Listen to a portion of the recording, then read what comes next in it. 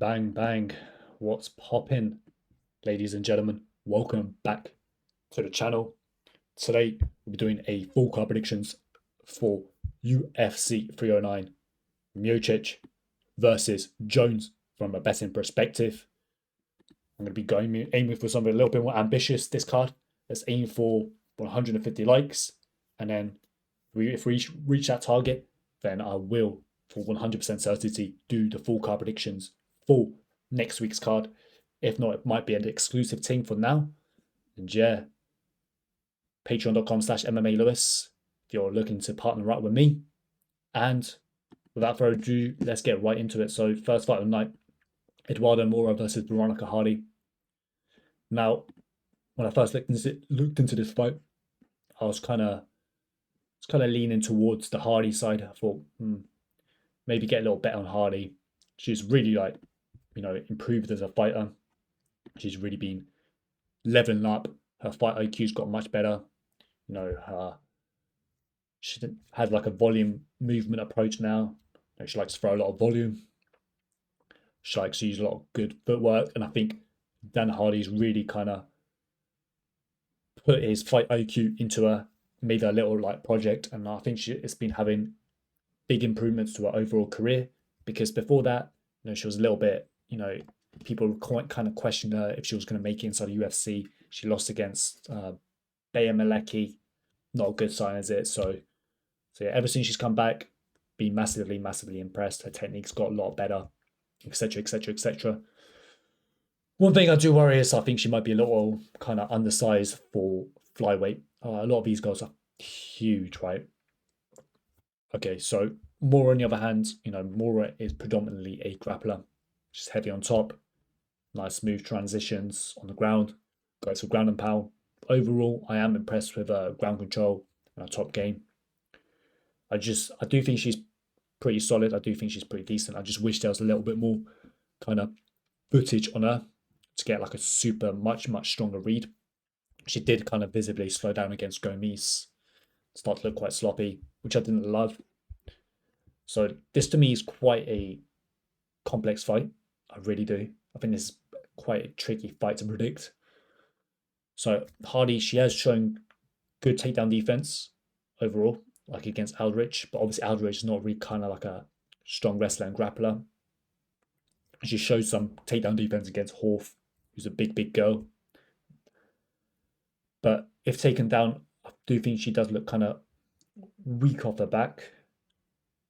So if Moura is able to secure the takedowns with her ground control, top game, she might be able to have quite a bit of success on top, which I do worry about. I think Dan Hardy is probably going to come in and really kind of do a lot of tape and prepare Hardy to a optimal level with game planning, fight IQ, all this stuff, right? Well, I think Moura is going to come in.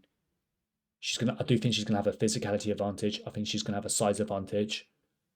And, I think the physicality and the size might play a factor in a lot of these kind of grappling exchanges, in the clinch, all those positions. But at the same time, if Hardy comes in with a smart game plan, maybe tries to wear on Moura, try and expose that gas tank, then she can probably outstrike her, because I do think she is the best striker. This is one of the tricky fights on the card. I haven't really properly settled in on a pick. I don't know if I want to bet it. I want to think about this one a bit more deeply, but I think I'm going to go with Moura for now as the pick. I'd say she gets her wrestling going, grappling going. That's what my gut says, but yeah, that's a hard fight. All right. Bassil Hafez versus Oban Elliott. So I have a bet here. Bang. Let's move myself there. This is the money I got on Oban Elliott here. My boy, BJ Pen 85. One of the best gamblers I know in the space. Hit me up on Discord, just like, listen, I'm going to bet Oban Elliott. I was like, cool, G. Let me get some money now. And I'm going to look into the fight. So this fight here, the short kind of breakdown on this fight, I think Hafez is false gold. That's the kind of way I look at this. Like, outside in the regionals, he's not looked great. So like Hafez, I know he's famous for having that close fight with JDM. That was impressive, short notice, etc., etc., etc. He's like a wrestle boxer. That's the best way I can put his game, put his style, wrestle boxer.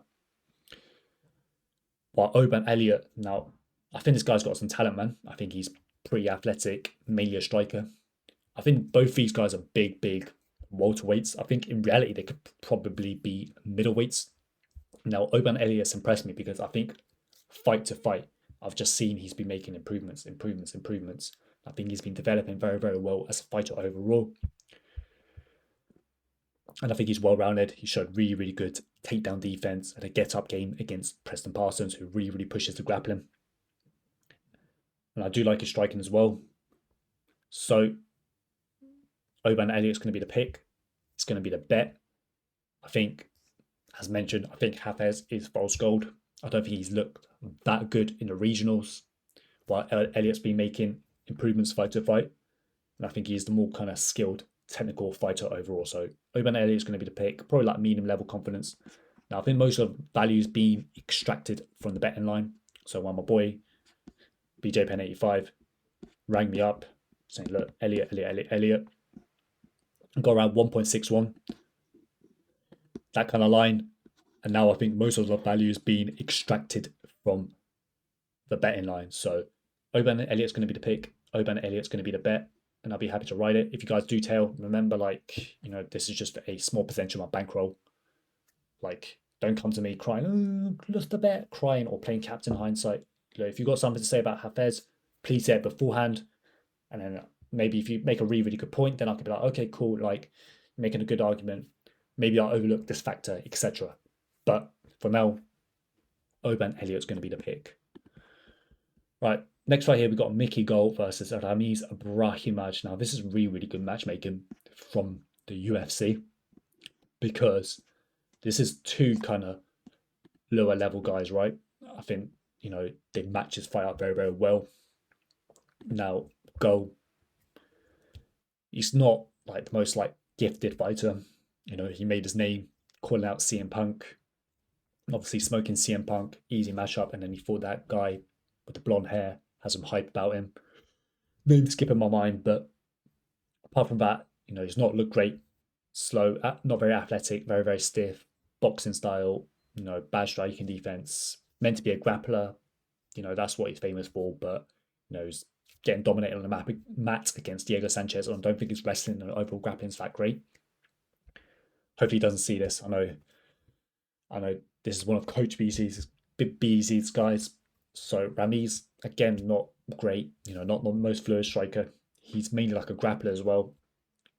To be honest, I kind of see Ramiz as a kind of round one or bust type of fighter. He has to get the sub in round one. If not, he can often really, really slow down. It looks quite limited in his overall game, overall skill set. So great matchmaking from the UFC, similar kind of level. Now, it's hard to feel great about this fight because of the overall skill level. I think maybe Ramiz is probably a little bit more talented of a fighter, but I'm going to go with Gall here as a pick, I suppose. I think he has the kind of like the more will to win, and I think he can kind of like dog it out a bit more, and he has more heart, and therefore I'm going to pick him obviously as a low level confidence pick. I mean, from a betting perspective, I think a lot of the guys had the right idea when they were coming in on Pick'em.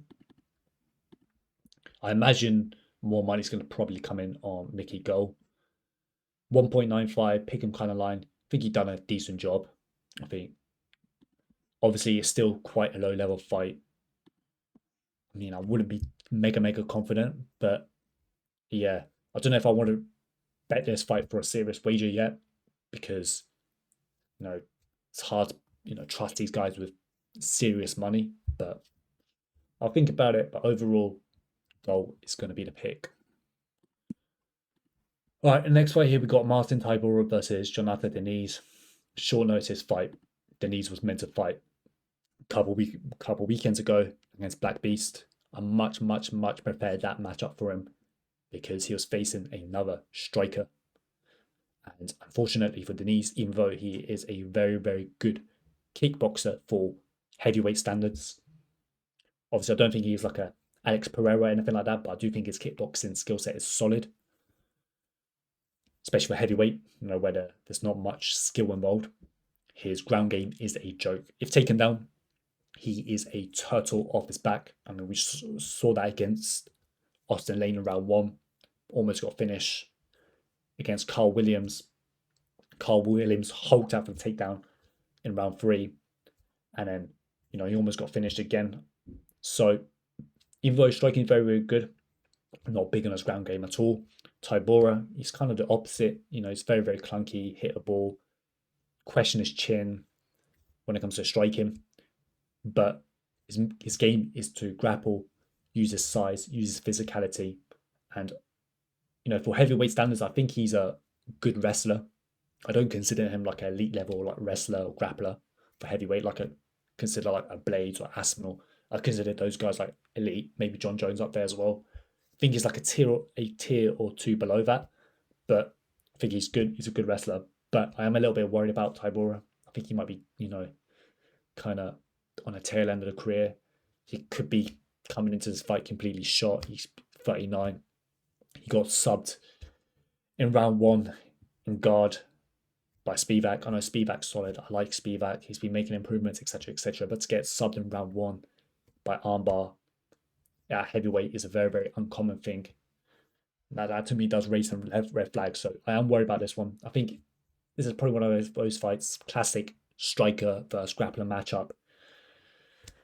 Kind of pick your poison type thing. I think either guy could just come in. Like if Diniz knocks Tybura out, makes it look easy. Wouldn't surprise me at all. But I mean, I don't feel great. I think like to think about this one a bit more, but for now, I'll go with Tybura. I just think if he pushes the wrestling, the grappling, even when he starts to get older, wrestling, grappling is usually the last thing to go. It's more the striking. He could probably get Denise down. If he does get him down, Tybura's got good ground control, good top control. He could perhaps dominate. So Tybura is the pick, but I'll definitely be holding my breath every second of this fight stays standing. I don't know if I want to bet it though, to be honest. But yeah, one I like to think about a bit more. But another tricky, quite complex fight in my matchup in my mind, because if I knew Tybura, if I didn't have that inkling that Tybura was shot, I can pick him with more confidence. But yeah, I do think Denise is pretty solid. I wish I kept that Derek Lewis matchup. I much prefer that one for Denise. All right, next fight. Jim Miller versus Damon Jackson. So I do have a bet here on Damon Jackson. Made us a video like a few days ago. I was feeling generous. I was kind of in a mood for giving out bets. Obviously, like if you want access to my bets, Patreon's the best place. Way to beat line movers, etc., etc., etc. But yeah, I like Damon Jackson here. I think the price was decent. And actually, this ain't even a full slip, bruv. Because I actually have 1K on Damon Jackson. If you want to see it for proof, check out the video. Best bet video. If you want more transparency, but yeah, have a G on Jackson. Obviously, kind of money's kind of relative. A G to high roller, it's nothing. If you're just starting out your bankroll, then it could be small time, right? So money's kind of relative, but I quite like Jackson here. First of all, I think he's a lot younger, right? So Miller is 41. Jackson's 36. And I know he's not like a spring chicken or anything like that. But Miller, he took a bad beating against Bobby Green. That was a tough watch. He's had a long career. He's suffering with like illnesses, etc., etc., etc. He has all these things going against him. Don't like how he took that beating 6 months ago. I think Jackson, I like how he's moving up in weight because I do think he's quite a long, kind of lanky guy for 145. I think he can kind of just leech on Jim Miller, grind on him. I think if he does get Miller down, Miller is quite weak off his back. Maybe Miller could hurt him with like a big shot, etc., etc., etc. But at some point, you just got to imagine the wheels are going to just completely fall off. I know Miller's had a little bit of a career resurgence, but a lot of his wins he was expected to win. But yeah, if you want to get another look on a fight, check out my best bet video for this fight, and let me know what you guys think down below. All right, next fight, Weidman versus Anders. Now this is a hard fight.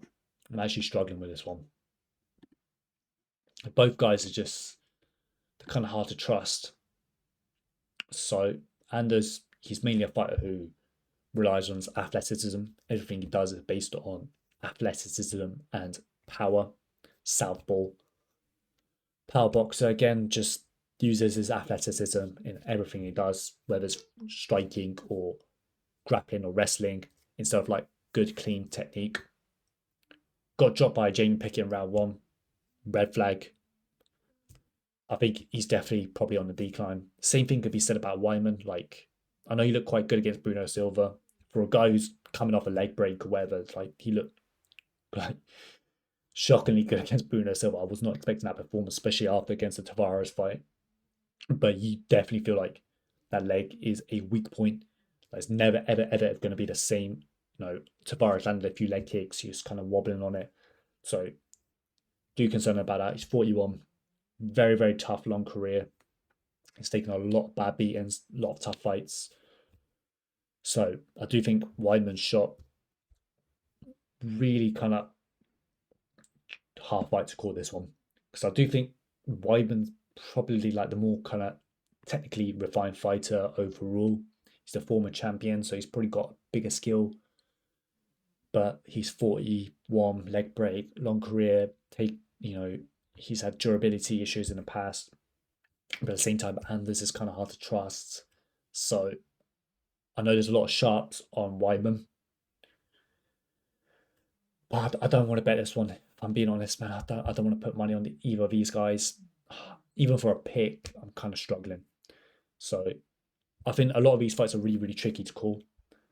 So I'm not going to make a pick on this one yet. This one, I probably won't be betting it. That's what kind of matters at the end of the day. But if I have a more concrete pick, I'll post my final full card picks for UFC on my community channel, whatever it's called. But yeah, struggling this one. But I know a lot of sharps on Weidman, so he could be the side. Do think he's kind of more technically refined fighter. But at the same time, I don't want to be putting money on Weidman. At the same time, I thought Anders would be a great bet, but I just can't do it, man. He relies too much on his athleticism. He's 37. Didn't look good against Pickett. Hard fight, man. Hard fight. All right, next fight here this is another tricky one. We got Jonathan Martinez versus Marcus McGee. I mean, it's a tricky fight, but this is probably the fight I'm most looking forward to. I think this is going to be a banger, bruv. A really, really solid fight, this one. So, Martinez, I'll start with McGee. So, McGee, he's very, very explosive, powerful, athletic fighter. He can wrestle, strong wrestler, heavy hands, very solid overall. I like what I see from McGee. I've actually made some money on him. But I almost still feel like he's a little bit of a unknown commodity just because we haven't really seen him get tested by, top tier talent inside the UFC. Obviously, he smoked some guys. I like what I see. But with Jonathan Martinez, we really know what we're getting, right? Like, we can get like a strong read on J-Mart. Southpaw striker. Kick space style of striker. Good technical fighter. Especially love the low kick he goes to. I don't think he's elite. No. I mean, bantamweight's one of the hardest divisions, right? So that's not like a bad thing. I just think he's probably like a tier or two below the elite levels of the bantamweights. Hands are okay, but he's definitely predominantly a kicks-based style of striker. So this fight here, I mean, Martin's definitely faced a high-level competition. He shows some good defensive grappling against Said Nurmagomedov. He also went to the clinch a lot against Said. I have questioned his durability in the past, Martinez. I could see McGee kind of hulking this one out, really, really going for it. I think if it stays at range, Martinez will probably pick him apart. So I think McGee's probably going to have to close the distance, look to land some heavy shots, heavy hands, mix up some wrestling, etc., etc., etc. I mean, I'm struggling to make a pick on this one. I'm going to be honest. I know a lot of sharps are on McGee. I know my man's on McGee. I don't want to make a pick on this one yet. I like to think about it a bit more. I just think this is a really quite tricky fight for me, anyways. Some of you guys might have a much stronger read, just because I do think McGee is really, really solid. But I just know what we're getting out of Martinez. You know, he's faced a who's who of the division. And with McGee, he's still a little bit of an unknown commodity, right? We don't really truly know how he's going to be able to handle the step up in competition here. So, I mean, from Ben perspective, I know all the money's been coming in on McGee. I think there's going to be some strong opinions on Martinez still, but I imagine McGee might get more of the money. I think most people are picking McGee. Most people I know, the sharps, they're all betting McGee. So maybe I'm missing something. I'll probably take another look on this one, but I'm struggling with a pick on this one actually. But it's a great fight. Looking forward to it as a fan. Maybe one, you know, that could be quite good for live bets if it plays out quite competitive, which I think it will be. All right, next fight here we got Mauricio Luffy versus James Lontop. Now this is probably not one of the more complex fights to predict. Obviously, I like Luffy here. I think Luffy's really, really good. I think he reminds me of a young Conor McGregor with his stance, extremely fast, talented, technically proficient striker. He has that it factor for me. If I was Dana, I was watching Dana White Contender Series, and I saw this Luffy guy, I'd be like, yo, this guy has that it factor. Lontop, mainly a striker. I mean, I can't really trust a guy with horrific, some of the worst tattoos I've seen on his face, like Uzis and stuff. So that to me is a red flag. I'm going to be real. I think he's like an okay striker, but I think he's pretty average. Obviously, I'm going to pick Luffy here. I like Luffy. I think he has that it factor. I think he is the more talented, skilled fighter. No crazy face tattoos, no Uzis on his face. So as a pure pick, Luffy, high confidence. But from a betting perspective, the line reflects that, right? So even if you add, even if you add Luffy to your parlays, you know, it's probably not going to add much margin to the odds. You know, even though Luffy looks really, really, really, really good, if Lontop makes it a dogfight, makes it like a tough, gritty fight, we don't really know. Maybe Luffy, you know, crumbles under pressure. So Luffy's obviously going to be the pick, but I'll probably leave this one alone from a betting perspective, for like a serious like wager or ticket. I'm not sure that the odds are worth the risk. It's probably a dog or pass if I had to bet it. Next fight here we got Karine Silva versus Vivian Araujo. Another amazing fight this, Loki. I'm looking forward to seeing Silva fight because I'm impressed, man. I really like what I see from Silva. Powerful, aggressive, good athlete. His striking's been getting better. Her striking's powerful. Obviously, her striking's good, but she uses her striking to set up her wrestling, her grappling. I really like her takedowns, powerful takedown entries. Has some strength about her. Has like that kind of almost like man-like strength about her. Heavy on top, you know, strong, effective takedowns, nasty ground and pound, can get submissions. So I like what I see. Now, if I'm being a little bit critical, obviously, maybe show some bad fight against Lipsky, letting her back up to the feet, that sort of thing did slow down a bit in the Dana White Contender Series, but overall, I think she's a very, very good talent and really solid. So Vivian Araujo, I mean, this is a girl I've always liked. She's a good fighter. She used to have a lot more kind of bouncing footwork, which she stopped using as much because all that bouncing footwork tires you out, right? Overall, though, well-rounded, right? Good striker, good grappler. But overall, I'm gonna have to go with Silva. I think she's on the rise. She's on the up.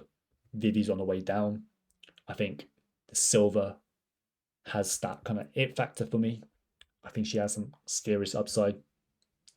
Her physicality, her strength is immense. I also just think she's catching Araujo at a good time. And I just think Karine Silva is that next generation of fighter. But the betting line kind of reflects that, right? I'm not really getting any discounts to be able to back Karine Silva, but she's probably one of my more confident picks on this card. I'm going to keep an eye on this betting line. We'll see what happens. All right, next fight here we got Bo Nickel versus Paul Craig. Another easy fight to predict, really. You got Bo Nickel, very, very talented wrestler, grappler, striking's been improving. Good talent overall. Improving fight to fight. I mean, one thing I do worry about is might be feeling a little bit of pressure. There's a lot of pressure on him. Everyone's expecting him to do big things inside the UFC. I can see the pressures affect him in a bit. Paul Craig, kind of like a meme sub guy. Like, obviously he's got some big wins, etc. But like, he's just like a meme sub guy from bottom. Opponents take him down, he can catch him subs, but he hasn't caught anyone in like a meme sub in quite a while. Obviously, I'm going to pick Bo Nickel here, high confidence. Surprise, surprise. UFC, they love Bo for some reason. They're softballing him, giving him favourable matchup here against Craig, who can get taken down, can get control on the ground. Just have to kind of worry about a sub. But it wouldn't surprise me if Bo Nickel hurt Craig on a feet. So high confidence on Bo. I mean, from a betting perspective, there's no value on the line, right? I don't think the odds are worth the risk, 1.07. But yeah, Bo Nickel is going to be the pick. Maybe if you want to, play Craig, it's probably path is like a meme sub or something along those lines. But yeah, no value on the odds. Next fight here, we've got Charles Oliveira versus Michael Chandler. So before getting into the co-main event, make sure to like, make sure to share the video, share on Facebook, share on Twitter, share it on, send the video to Netflix, send it to UFC. No, who knows? Share the video, like the video, comment on the video, get 150 likes. I'll make sure, without question, I will do a full card prediction for next week's card. But yeah, thank you for tuning in. Super duper appreciate it. And let's get into it. So Charles Oliveira versus Michael Chandler. This is interesting fight, man. Interesting fight. I have a lot to say about this one, actually. So Oliveira, I definitely like Oliveira. Be cashing on Oliveira for his rise. He was known as a quitter in the past, right? But he's made a career turnaround. From quitter to champion. That what a story. That'll be a sick book title, actually. Charles Oliveira from quitter to champion. Give me the rights to Oliveira. Let me ghostwrite that for you, bro. Hit me up. But jokes aside, extremely talented, technical Muay Thai striker, mixed in with a world-class BJJ grappling skill set. Some things to worry about him though. Can get hurt. Will keep fighting hard though. So he can get dropped, he can get hurt, but he will push through, persevere. And I think really strong wrestlers and grapplers can control him, even though he does have a phenomenal grappling skill set.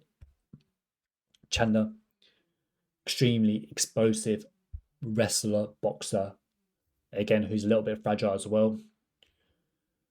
Obviously, Chandler, he's a really good athlete, so he's definitely been keeping himself sharp, been training, been begging for that Conor McGregor fight for years. But he's 38, he's probably got some ring rust, so that's something to keep in mind. But the first fight, one of the first things I noticed, like Oliveira's a lot bigger, it looks a lot more physically imposing in there. I do think he kind of showcased that he is the better overall fighter, but Chandler still dropped him, hurt him. He's a dangerous guy. So Oliveira's going to be the pick. He's been more active. He's already beaten Chandler. I do think he's kind of more refined fighter overall. And also, Chandler coming off a layoff. But yeah, ring rust, etc.